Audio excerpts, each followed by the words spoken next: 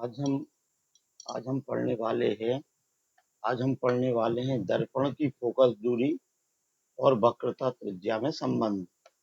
Optics के अंतर्गत physics में दर्पण की फोकस दूरी और वक्रता त्रिज्या में संबंध। तो फोकस दूरी क्या है? फोकस परिभाषित किया था, ठीक है। तो फोकस दूरी और वक्रता त्रिज्या। दर्पण कितने प्रकार के होते हैं? गोलीय दर्पण, अवतल एवं उत्तल। अब या तो अवतल के लिए देखें या उत्तल के लिए। पहले हम देखें काय के लिए दर्पण की वक्रता त्रिज्या मतलब आर व फोकस दूरी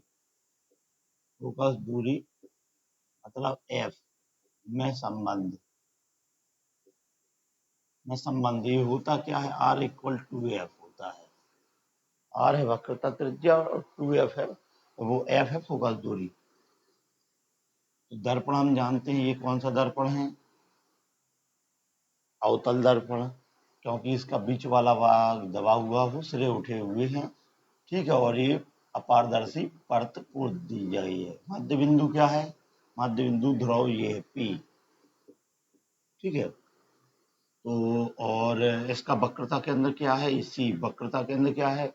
दर्पण जिस गोले से बना होता है उस गोले के केंद्र को वक्रता केंद्र कहते हैं, ठीक है। और नियम क्या है प्रकाश से दर्पण से प्रतिबिंब बनने का? वो भी गोलीय। जब कोई प्रकाश किरण मुख्य अक्ष के समांतर दर्पण पर आपतित होती है, मुख्य अक्ष के समांतर दर्पण पर आपतित होती है, प्रकाश लिख सकते हैं या प्रकाश किरण भी लिख सकते हैं। और ये क्या है? मुख्य अक्ष। मुख्य अक्ष क्या होती है? ध्रुव और वक्रता के केंद्र को मिलाने वाली काल्पनिक रेखा। ध्रुव और वक्रता के केंद्र को मिलाने वाली काल्पनिक रेखा, ठीक है। तो जो ये मुख्य अक्ष के समांतर आने वाली प्रकाश किरण मुख्य अक्ष के जिस बिंदु से होकर जाती है, यानी परावर्तित होती है, वह क्या कहलाता है? वह बिंदु फोकस कहलाता है, ठीक है। इतना ही है।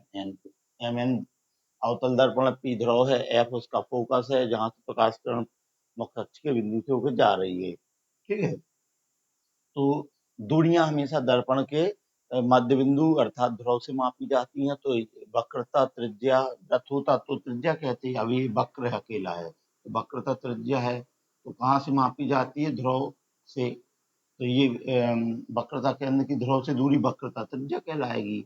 वक्रता त्रिज्या सी, ठीक है। सी से पी तक की दूरी वक्रता त्रिज्या कहलाती है। फोकस दूरी कहाँ है? फोकस ये है, और कहाँ से दूरी मापी जाती है? पी से, तो इसे स्मॉल एफ है, ठीक। तो ये स्मॉल एफ फोकस दूरी है और ये वक्रता त्रिज्या है, ठीक है। अब हमारे लिए क्या ज्ञात करना है? वक्रता त्रिज्या कितनी है? तो हम लिखेंगे किरण आरेख से स्पष्ट है, किरण आरेख से स्पष्ट है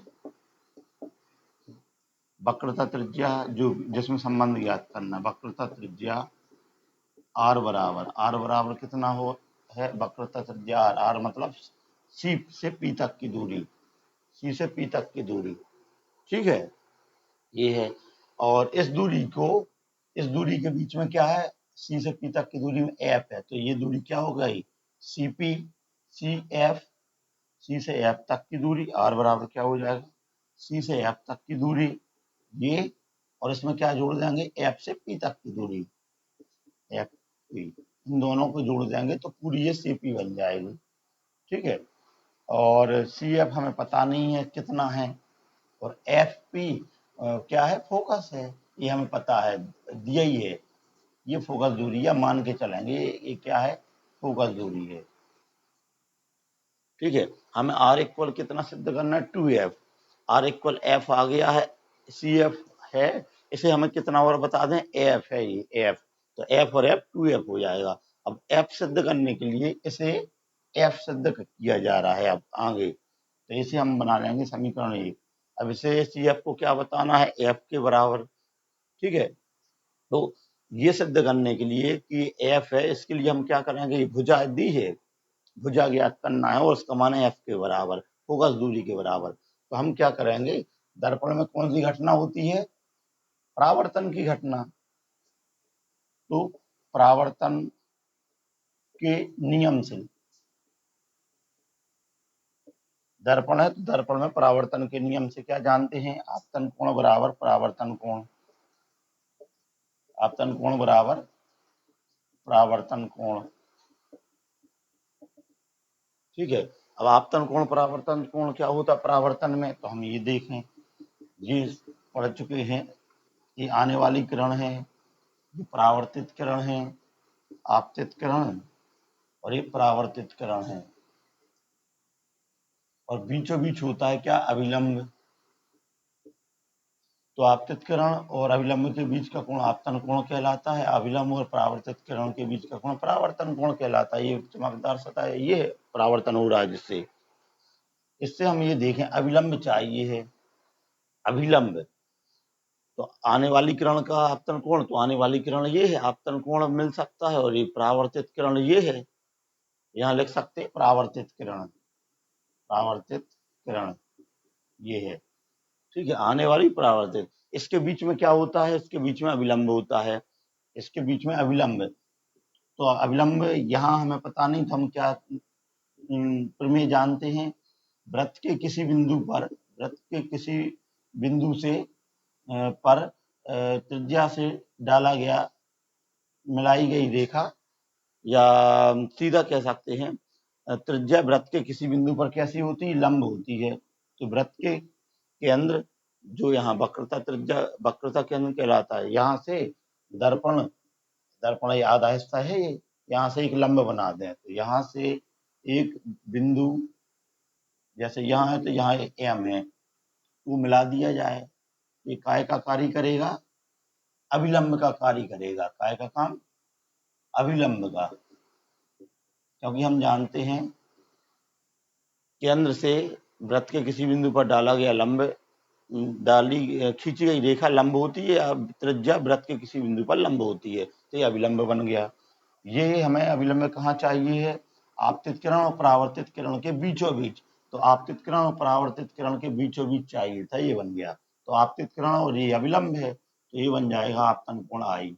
और ऐसे जो लौट रही है, परावर्तित हो रही है ये वाली किरण, तो अभिलंब और परावर्तित किरण के बीच का कोण परावर्तन कोण कहलाता है, आर।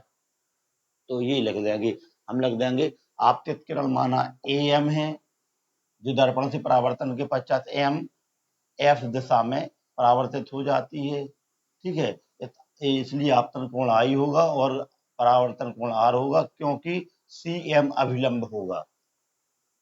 इस अभिलंब के बारे में सिर्फ एक लाइन लिख देंगे हम, क्या, अभिलंब के बारे में ये वाला, त्रिज्या वृत्त के किसी बिंदु पर लंब होती है, इसलिए तो ये अभिलंब हम यहाँ रचना कर देंगे सॉल्व करते समय।